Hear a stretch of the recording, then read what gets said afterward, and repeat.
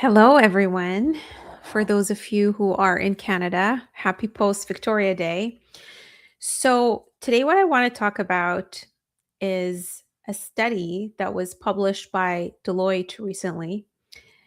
And the study talks about how basically corporate structures are entering a boundaryless world where work is no longer defined by rigid traditional job descriptions, and how the data reveals that 94% of enterprise executives say fluid leadership capability is critical to organizational success.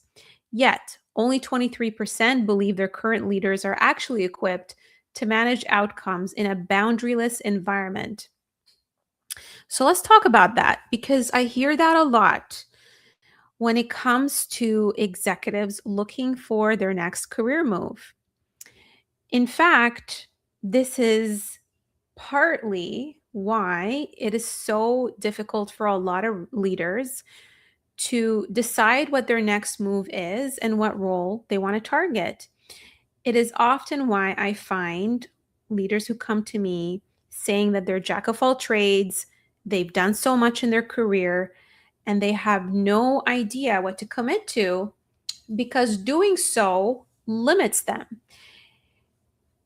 I don't know about you, but I've been in a lot of jobs in the corporate world where I wasn't necessarily doing what my job description initially said when I first started. And when you find yourself in that position and you find yourself doing a role against a title that's not reflective of everything that you brought to the table, it can be very difficult to translate that outside of your organization. This is why people tell me, well, how do I know what role to target? Do you actually have information on every single role out there and what the titles are? Absolutely not. But here's the thing, the approach of branding yourself based on a title is so outdated. It really is outdated. And what you need to do instead of branding yourself based on a title is you want to brand yourself against your unique approach. So let me tell you a story of one of my clients, recent win actually. He has done so much in his career. He's worn so many hats as a leader. He has scaled organizations, he has scaled products, he has built partnerships with external organizations. He wore that customer success hat. He worked the product hat. He wore the program management hat. He built teams. He helped teams, collaborate effectively. And so it was difficult for him to commit to a particular direction. Now, what we ended up landing on is a director of product role.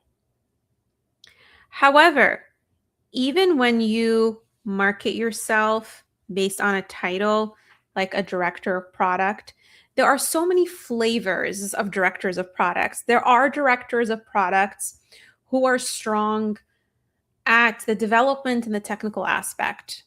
They're great at innovating when it comes to features. They're great at rallying the development team and dealing with all of the technical issues. There are directors of products who are better at the market research and understanding customers. They're more on the business side. There are directors of products who are great at sales. And while technically, those historically may not be textbook, director of product roles, you often find yourself in organizations coming in with a specific title, but depending on that company's needs, depending on who your counterparts are cross-functionally, you might end up complementing them in different areas, right? Like I will tell you that when I worked in my role as a product leader at Slalom, I often found myself with very strong solution architects. They really were great at architecting the solution, at understanding the technical constraints. So, how I complemented them was bringing in my systems thinking and understanding the customer very well.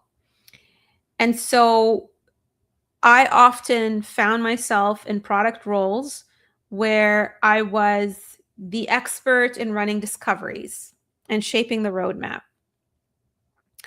But maybe in another organization, you might not have a very technical counterpart. So you kind of play that role as a director of product, right? So that's the thing. Job descriptions are very static. They are poorly written.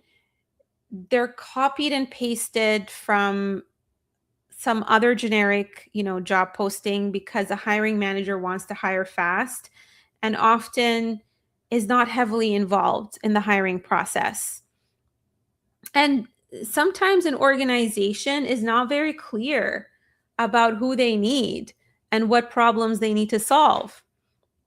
And so you as a leader, you bring in that experience of having been on so many product teams or so many, if we're talking outside of product, so many, other teams, right? And you realize based on your experience that these are the type of mistakes that companies make based on their environment. And so often what I get my clients to do is to actually create their own job posting. But that is tricky when you are not aware of what differentiates you. And so the key here when it comes to branding is to not fixate on title because titles are different across organizations. I mean, when I was playing a product role, my title was solution owner. Yes, the copying and pasting of job descriptions. Oh my goodness. It is honestly ridiculous. Companies don't put a lot of thought into actually articulating what they need. But I have a lot of sympathy for them because sometimes when you are inside the problem, it really is very difficult to articulate it. In many ways, when you are applying for a job, you want to think of your company as a customer. And we all know that customers are terrible at actually describing what they need. What was Ford's saying? Does anyone know the quote? If I had asked people what they wanted, they would have said faster horses. That's a quote from Henry Ford. And so the thing is, customers often do not know what they want and what they need. And in this case, when you're applying for a role, your customer is actually the organization. They are inside the problem and they're not able to articulate who they need and what they need from that person to solve it. So this is why when I work with clients, the first thing that we need to do when it comes to your sweet spot and your positioning is you need to move away from applying to static titles and you need to start pitching a unified story of how you manage these fluid corporate outcomes. You brand yourself against the types of problems that you solve, and you brand yourself against the outcomes that you've created. and you brand yourself against your unique approach, what do you bring to the table on your initiatives, on your projects, on products that you worked on that are very different than anyone else? Your unique idea of how you solve the problem and what outcomes that you've created across organizations. I hope that that makes sense. So, going back to the example of a client that I recently helped, and he landed a director of product role,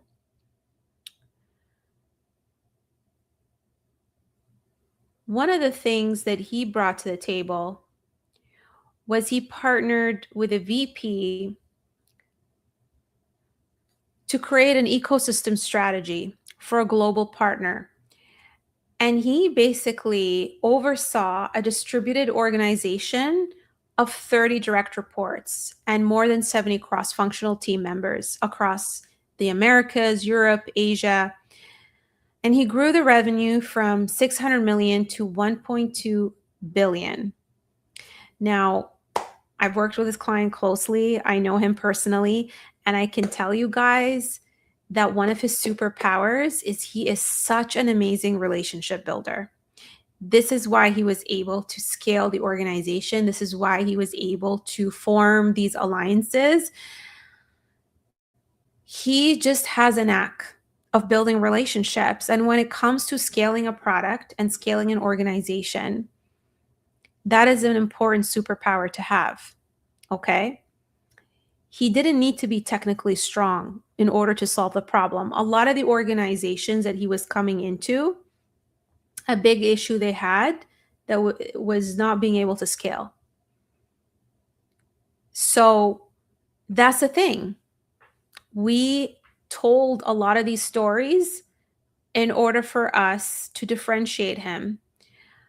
Another story was that he aligned more than 150 cross-functional stakeholders across engineering, sales, services, and executive leadership to secure a $50 million multi-year contract by identifying the customer pain points. Again, what was his approach? Relationship building. Obviously, I can't go into like the granular details of the story because my client's information is confidential, but that just gives you an idea that what differentiated him and got him the offer was not the title, because there's like thousands of directors of product. Why would they pick him over someone else? Because of how he was able to tell a unified story. Now, what do I mean by unified story? Here's the problem. When a lot of leaders try to tell their story, and by the way, it really grinds my gears when some career coaches talk about how they help people tell their story, because because writing a resume is not telling your story. Like putting a bunch of bullets with like numbers and metrics is not telling your story. Okay. There's an art and science when it comes to telling your story. What makes a story a story is when you start seeing a pattern.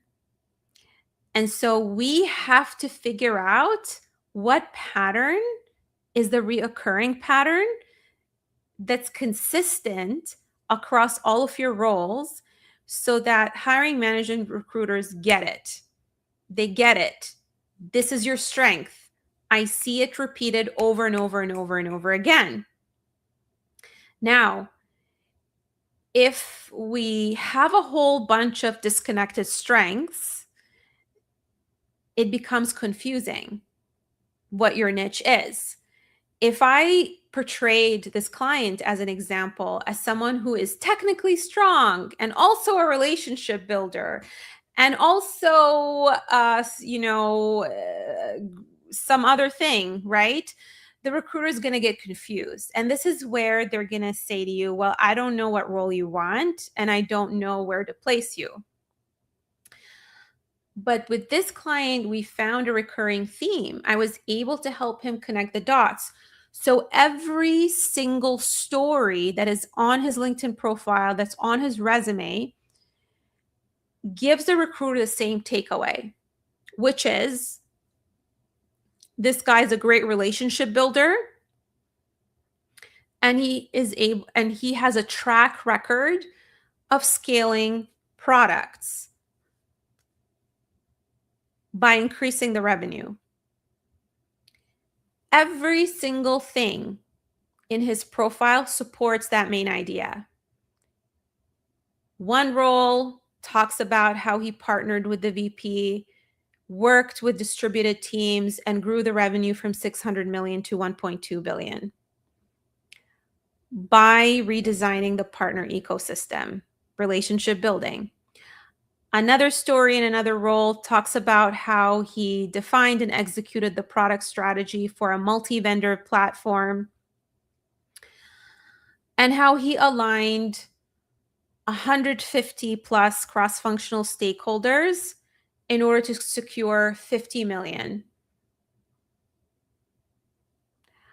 Another role talks about how he directed product and operational strategy across 100 million plus portfolio, building systems while scaling the operating group from 8,500 to 13,000 professionals. Again, how? Through relationship building. That's the thing. When we figure out your niche and your sweet spot, the title no longer matters. The problem you solve becomes clear. The approach that's so unique to you, that's aligned with who you are as a professional and your identity, becomes clear. And so organizations don't care about your title because title doesn't guarantee that you're going to create any outcomes or results. They want proof of success. And a lot of people have trouble talking about the proof of success because sometimes it's fabricated. Sometimes, like a coach or a resume writer who sits down with you, it tells you to just fudge it and just spit out numbers and doesn't help you go back, relive what you've done, and connect the dots and share it in a way that is smart so that an organization self-identifies with the organization that you've helped. Again, storytelling is not about spitting out numbers and metrics. A story has characters. It has an enemy. Maybe your enemy was difficult stakeholders, misaligned stakeholders, a merger and acquisition, right? Maybe that was your enemy at the time that was, keeping you from creating that result or creating that friction in the organization, and you were able to overcome that enemy. A story has characters. It's not just you executing. There are characters that you interacted with in order to deliver those results, right? And so some of the mistakes that I see when directors try to tell their story, you come across like you were the only one in the organization. And because you're so fixated on bragging about what you've done, because that's what you've been taught by people out there, talk about the metrics, talk about the wins. Yeah, but spitting out metrics without talking about how that happened, because, when you watch a movie and you hear a story, you don't just see the ending. The story with just an ending is not a story. There has to be a beginning, middle, and end. There has to be a story makes it an interesting story has conflict. And so when you're not sharing that, it's really hard for an organization to want to take a leap of faith on you. And so I invite you all to change your approach of being fixated over titles, of thinking that just because you said you were a director of XYZ, now the organization is going to know what outcome you deliver. Throw all of that away. That's like the old way of doing things.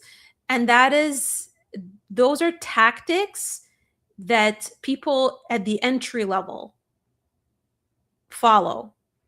You're not entry level anymore. You're not even mid level. You're at the director level. You can't rely on someone else defining what you do. You need to be the one who's able to articulate that. And you need to stop using labels as a crutch and start getting clear on the unified story across your career. By being clear on the business problems that you've consistently solved and your value proposition.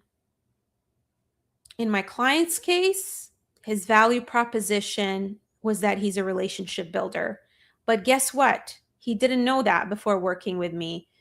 Because sometimes when we are in the land of work, where we're busy, delivering things and leading, we get lost in the fog of what we've been doing. We haven't taken a step back in our career, and we're not able to connect those dots ourselves because we are inside the jar trying to look at the label from the inside. It's very hard to do that. And this is why you need someone to declutter the mess of your career and organize it for you so that you can see the recurring theme and be able to create stories that emphasize that single theme, not 10 or 100 themes, but the consistent theme that ends up being your strength and your value proposition. So a lot of my clients have nonlinear careers. And the reason that they're able to still land roles that are quite reputable at the director VP level, despite having perceived disadvantages like never having the title, not having a network, not knowing anyone, is because they have a very strong narrative, a cohesive brand, a strong, unified story. That is why. Now, if you're finding yourself in this situation where that is an issue for you and you don't know how to solve it, then I recommend booking the career diagnosis with me. So how do you do that? Well, you can go to my website, nadabuhendi.com, or if you go to my LinkedIn profile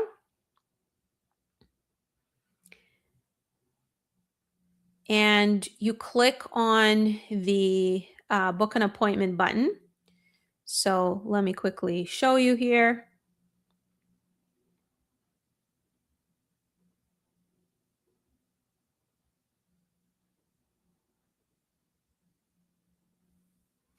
I'll share my screen.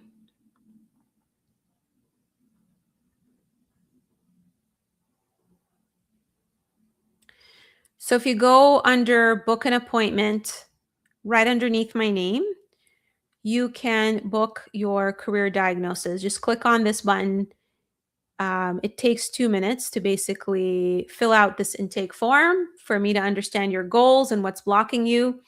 And then we can have a 15-minute conversation where I help you understand what's blocking you from landing that director role and above. So if you are someone who has more than 15 years of experience, wants to grow your career, move up, whether it is landing a director level role or above, then that is something that I help with and I specialize in. I work with a lot of executives and the approach is very different. Okay, I hope you all have a wonderful rest of your night. If you found this helpful, please give me a like just so that I know that you're listening.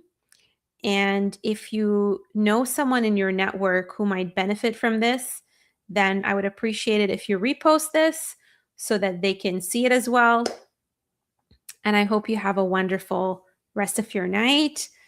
Thank you, Jay, for tuning in. And thank you for anyone who has been listening. Okay. Happy Tuesday.